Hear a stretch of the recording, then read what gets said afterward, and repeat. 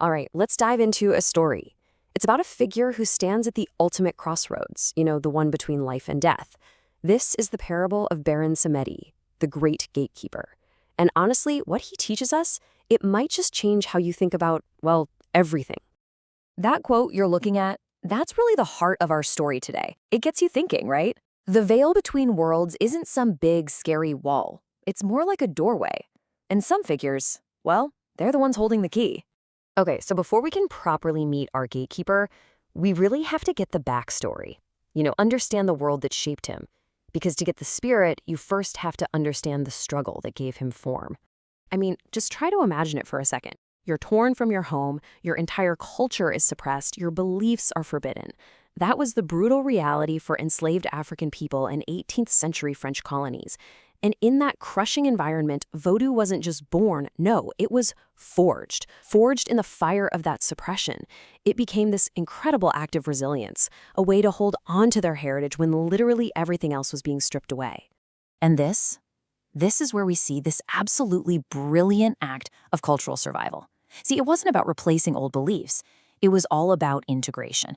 They took their ancestral African beliefs and wove them together with parts of Christianity. Why? Well, often it was a way to mask what they were doing from their oppressors. It was genius, really.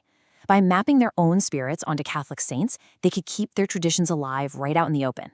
This incredible fusion with mysticism, even Freemasonry, it created something totally new, something that could actually survive and even thrive in this new, harsh world.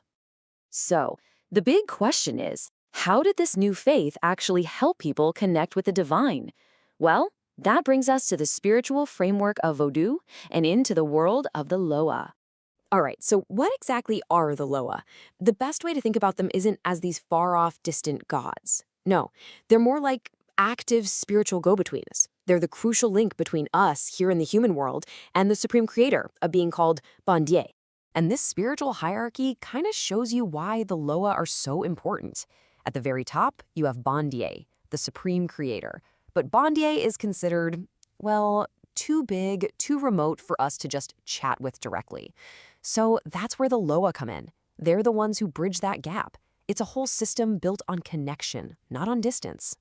And let me be clear, this is not passive worship, not at all. The relationship is super interactive. Practitioners serve the Loa, giving them things the spirits actually love, like certain rhythms, specific songs, and special offerings. And get this, sometimes that connection becomes completely literal. A Loa might physically manifest by temporarily inhabiting a practitioner's body. The spiritual becomes real, tangible, right there in the room. Now, among all of these vibrant, powerful Loa, there's one figure who really stands out. He's both feared and, at the same time, deeply revered. So, I think it's time we finally meet the central character of our story, the one and only Baron Samedi, the master of the Crossroads. So the Baron, he's basically the head of a whole family of spirits, the Jide, and they're all connected to the dead. His job? He governs that big transition from the physical world to the spiritual one. His wife, Maman Brigitte, she protects the graveyards, and together they look after the Jide, who are just fascinating spirits because they represent this amazing paradox, that unbreakable link between death and fertility, the end and the new beginning. Okay, and this is where our story really kicks into gear. Because Baron Samedi is, well, he's not at all what you'd expect from the Lord of the Dead. He is a walking, talking contradiction.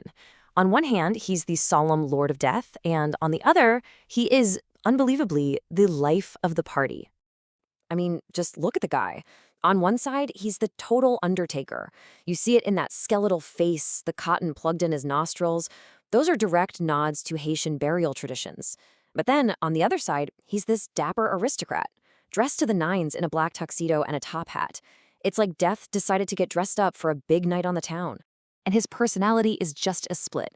I mean, think about his job. It's the most serious, solemn role you can imagine. He literally governs the passage of every single soul.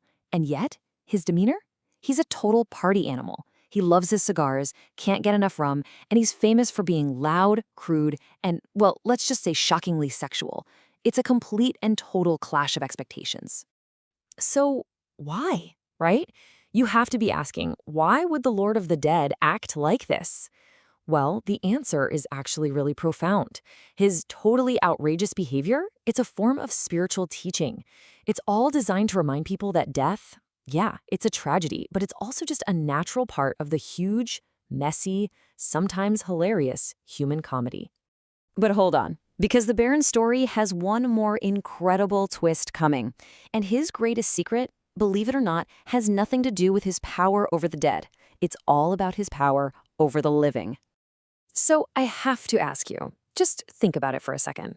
For a spirit who controls the actual doorway to the afterlife, who gets the final say on who crosses over, what do you think his most sacred, most indispensable power really is? The answer? It's the ultimate paradox. Baron Samedi, the master of the dead, is one of the most powerful healers there is. He's a bringer of life. Here's how it works, and it's pretty incredible. When someone is on the brink of death, their soul literally cannot cross over unless the Baron himself decides to dig their grave. So think about that. If people pray to him and he refuses to dig, that person cannot die. He basically grants them a second chance, pulling them back from the very edge. Just imagine the amount of hope that represents. People go to him to cure illnesses that doctors have given up on, to save children from a premature death. And in those moments, his refusal to do his job, his choice not to dig that grave, becomes the single greatest act of mercy imaginable. So what's the takeaway here? What's the moral of this whole incredible story? What's the wisdom we're supposed to get from this paradoxical, life-loving Lord of Death? Well, his whole existence really reflects a core idea in Vodou philosophy, that life is all about balance. It's not about having to choose. It's not chaos or order, solemnity or joy. No, it's about being able to hold on to both of them at the very same time. And that, right there, is the lesson for us. The Baron shows us that you can be a hard, diligent worker, totally committed to your duties, and also be an enthusiastic celebrant of life's pleasures. The two things don't cancel each other out. In fact, they complete the picture of what it means to be fully human. Think about it. He takes the one thing we all fear the most, the end, and he just demystifies it. By doing his grim work with a cigar in hand and a laugh on his lips, he's showing all of us that the end doesn't have to be this void.